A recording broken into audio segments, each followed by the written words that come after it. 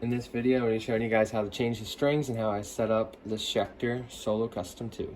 Normally, I would check the action height at the 12th fret on the low E and high E, but in this case, we're missing our high E string, so I'm just going to go and take off the strings. On this guitar, we actually have locking tuning keys, so all you have to do is just loosen the string a little bit and flip it over, and you see this little knob on the back, you just loosen it, and the string just pops right out. So I'm just going to go ahead and do this on all 6 strings, or in this case 5 because they're missing one.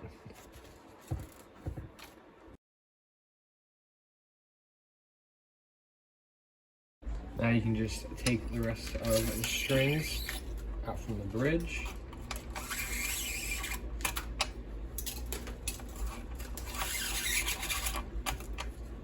Awesome. As you guys can probably tell, the strings have not been changed in a long time. The fretboard's real dirty and grimy, and you can actually see some indentations on the frets from the strings.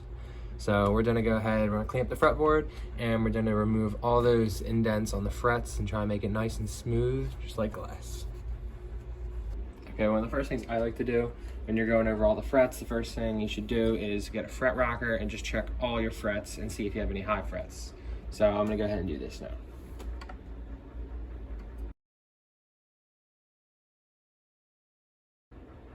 All right, not bad. We only had maybe like a 1 high fret right around here that was barely even high. So I think I'm just gonna leave that for now. And I'm just gonna try and go over a little more when it comes down to polishing the frets. Just try and take it down a little bit. Other than that, looking pretty good. Next thing you're gonna wanna do when you're working on frets, you always wanna cover the fretboard with some kind of masking tape. I'm gonna use just some painter's tape right here just to cover all the fretboard so you don't scratch it up or dent it or do anything. You want it to keep it nice and smooth.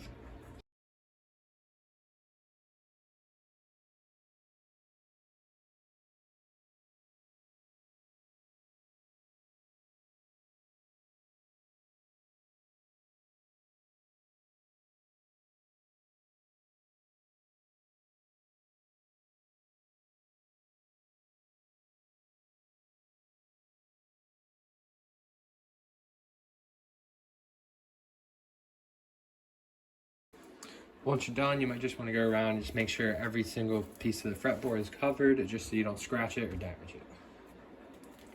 After you're done the fretboard, I would move on to the pickups. Anytime you're working on frets, it's always a good idea to cover your pickups with some kind of masking tape, because the pickups are magnetic and they'll pick up any little pieces of metal floating around.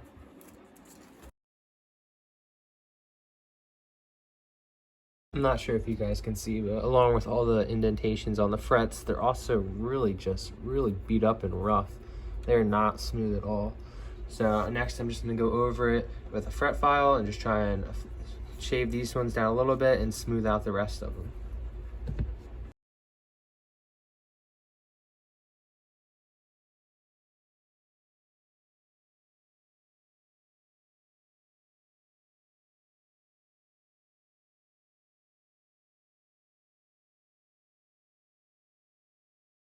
Okay, at this point, I've gotten the dings out of the fretboards down here in these first 4, and a lot of these frets are they're getting flat, so I'm just gonna crown the rest of the frets all the way down, and along with that, it's also gonna help remove a lot of the roughness on them, because they're pretty beat up.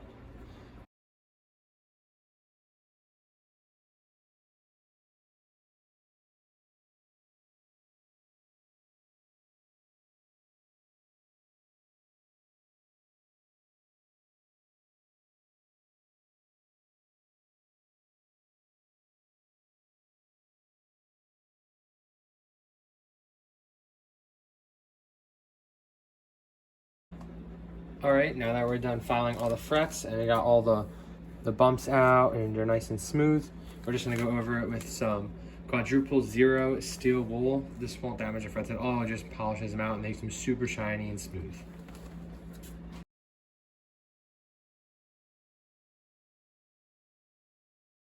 As you can see, there's actually steel wool sticking to the pole pieces through the tape. That's why you make sure you always cover your pickups before you do anything with your frets, because they will get stuck to it and it will drive you insane.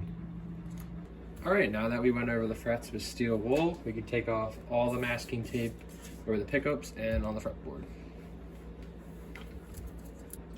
All right, now that all the tape's off, I'm just gonna go over the fretboard now. I'm just gonna use steel wool, the same stuff we just used, just a nice clean piece that hasn't been used yet.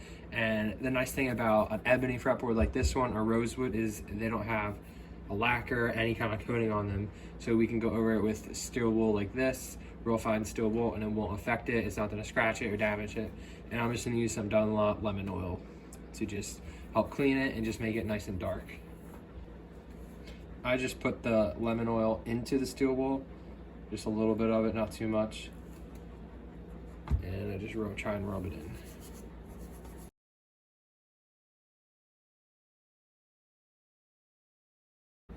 All right, now that we got the whole fretboard covered and we scrubbed it all in, I just like to let it sit for a minute or two and just let the oil soak into the wood. All right, now that's been about 2 minutes, I'm just gonna go over it with a nice clean, either cotton or microfiber cloth, just to get the rest of the oils up along with anything else that's on there. As you can see, it's got a bunch of dirt and just grime. All right, now that the fretboard's all conditioned and cleaned up, we can now remove the painter's tape from the pickups.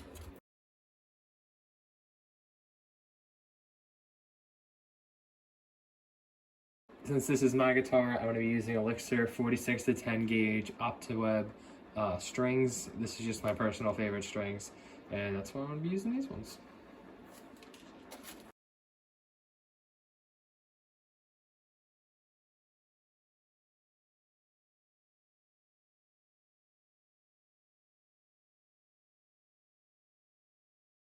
Okay, I'm just going to show you guys how to change the strings on a Tune-o-matic or Gibson style bridge.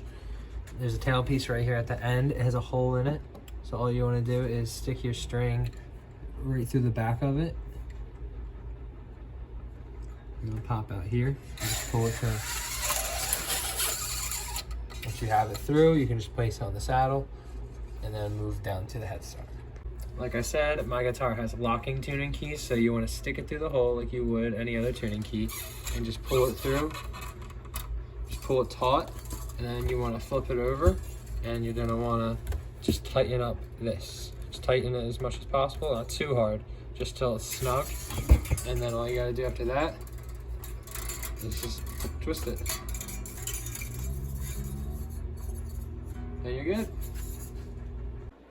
Next, now that we got our strings on and it's up to tune, just check the guitar. Since this one's mine, I'm just gonna check it and just make sure it feels good. See if the action needs to be adjusted. Like I said, since it's my guitar, I'm just gonna go to how I feel and what I want. If this was someone else's guitar and they said they want a super low action, I would go the measurements and get it down a little bit lower, but I like mine a little bit higher. So this is like perfect for me, so I think it's good. Next, we're just gonna check intonation. All right, now we're gonna check intonation. It's really easy. All you have to do is just pick an open string, make sure it's in tune, and then play it up here at the 12th fret. You can see this one's a little flat. You get the next string. That one's pretty close to dead on.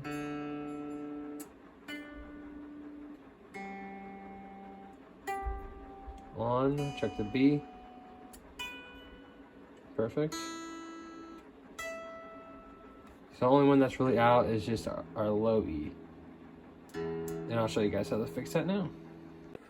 All right, since our guitar is a little flat, we're gonna have to adjust it to make it so it comes up just to pitch. So we have to move this in a little bit just to increase the pitch.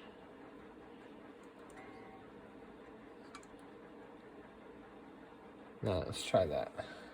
All right, now that we adjusted the bridge, let's see if it's in tune. One thing you always want to make sure you're doing when you're setting up a guitar is set it up in playing position. Laying it flat can cause more tension on the neck. So you always want to have it in playing position, so that's exactly how you're going to be playing, and that's how you want it. So you just have it in perfect tune and perfect intonation and just set up exact way you want it. So let's try this. In tune. Perfect. All right, I think I'm done setting this up. Like I said, this is my guitar, so I have it set action and intonation. Everything's nice and to where I like it. So we're gonna leave it alone for now. But if this was someone else's guitar and they wanted a lower action, I could lower it a little bit and it'd be okay. It wouldn't have any buzz, but it's right where I like it. So I'm gonna leave it. Thank you guys for watching. If you would like to see a review of this guitar, because it is mine, I use it a lot. This is my #1. I can do a review. If you have any other questions on how to set up anything or do anything, just let me know in the comments. Thank you for watching. Please subscribe.